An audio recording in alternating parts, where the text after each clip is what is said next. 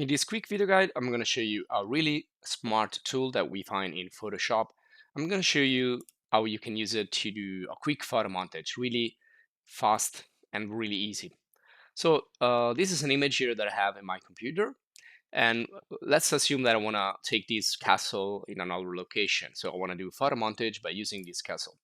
So the first tool I want to show you is this right here. It's called the Object Selection Tool. It's a quite new tool in Photoshop, and you can see it's really amazing. You just need to roll over with your mouse, and it's going to detect parts of your image.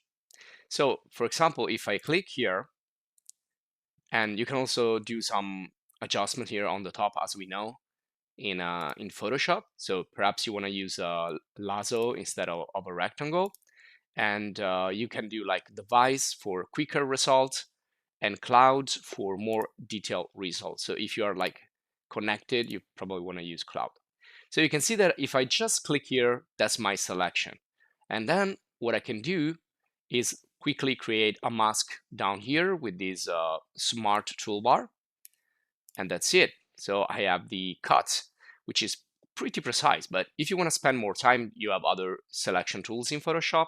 And if you want to see those, you can check the video course that we have in Photoshop. So what I'm going to do now is take the whole layer here together with the mask and just copy it. So Control C, and then just going to open up another image to do the photo montage. So I'm going to go here in my folder. There you go, where I have some photos. And let's say I want to bring it in this other location.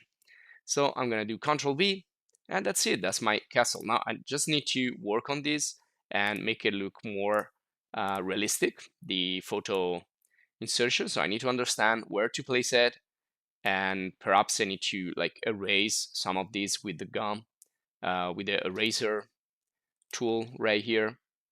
So I can continue with this, but this is just to show you how quick it is to create a really easy and simple photo montage. Now there is another tool, and for this I want to get an image from Pexels. So you can go in Pexels.com. In my case, I've searched for girl mirror, but you can search for anything you like. And just searching here for something that I may like. So I like this image right here, and you just click here, choose the file size. I'm gonna go like for a small. I don't need this to be really big, and then just click on download, and that's it. So you can see the author here also, by the way, if you wanna like support, and also you can see other images. Okay, once we have that, let me open it. So I'm gonna open, and I've stored this in another folder called Pexels. And there you go. I'm gonna open it up. And the other one that we can use is this one here, which is usually coming out when we open up the image. So it's this smart bar right here. Now with this, I can remove the background if I have a background, and it's gonna do this like with the artificial intelligence. So you can see it's really gonna be fast to removing, and basically it created a mask right here. Or let's go back, Control Z, or you can just select the subject.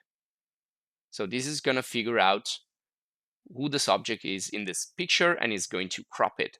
Now, sometimes it's not exactly perfect. We need to fix some details like that.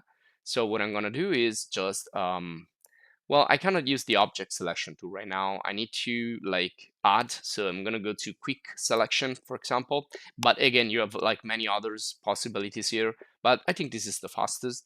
And I'm going to go in the adding to selection feature. So I'm going to click there. I'm going to add that little piece and see, for example, here, I want to like subtract that. So I'm going to go into minus, click in there, and just subtract their area. And that's another plus right here.